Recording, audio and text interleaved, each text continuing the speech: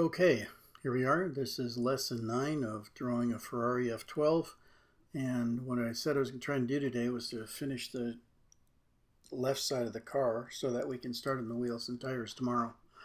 And that's exactly what I'm doing. There's a dark part that's in shadow on the side of the car here, and I had started it, didn't finish it in the last installment, so what I'm doing now is I'm making a series of dots that are like lines next to one another, and I'm doing that from the place that I stopped last time to today. So this is speeded up 4 times, so you don't really see the pen moving around as much as it is, because as I'm moving up and down, each one of these is just a dot. It's not a line, but it makes a line that's made out of a series of dots, and that way I get pretty even coverage of it, and it makes it a lot easier to go in and darken it up the way I want it. So that's what I'm doing.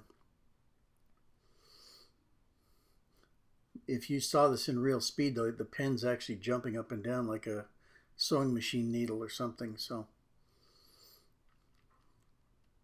but if you wanted to see that, you'd have to spend 22 minutes in order to do that. So this is a lot easier way to do it. You get to see a lot more in a shorter time. And unfortunately today I got my light just a little close to my head, and it cast a shadow on the front end of the car. Sorry. I'll move that around tomorrow.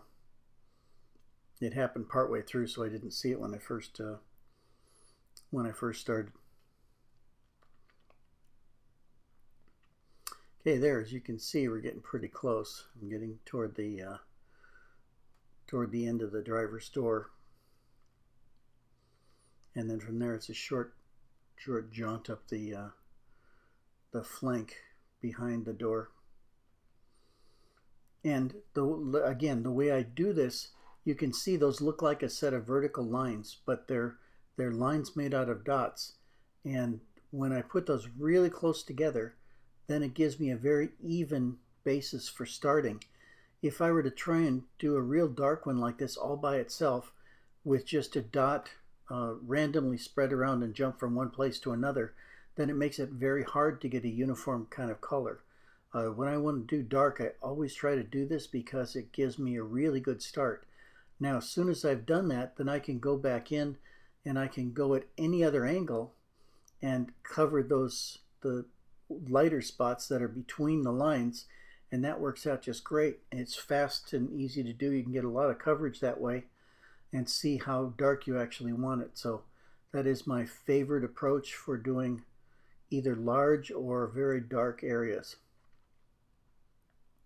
If I'm doing a small area, it doesn't really matter. You know, I can use a technique where I just go and randomly hit various places, try not to hit the same place too many times in a row to give a big splotch, but that works out okay too for smaller areas. But if you want to have a uniform color, very close to the same color all the way, then this is a much easier way to do it. It's easier to control, and again, you're still not causing a problem for yourself. You put something in the wrong place, it's still fixable when you do it with dots. You do it with real lines and stuff, it might not be. So this is a way that I have found that it works for me. Maybe you'll find something else that'd be more easy for you to use, but this, for me, it just works great. So once you find a way that you like to do it, then it's probably silly to get away from it. So I don't. And here you see me just doing that too. And now you can see I'm not actually drawing lines with it anymore. Now I'm actually going in a small area. And because those lines underneath there are so uniform, it just makes it so easy to do.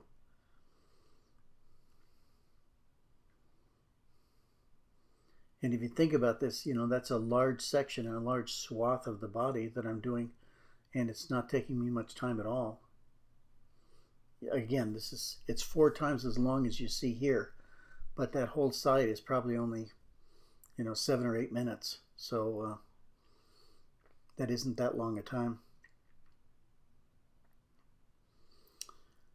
Okay, and I've got to say, while the body's basically done, there's going to be a time when I'm going to come back and I'm going to go over this all one last time. So that's that's the way I always do it, is to make sure all these values agree.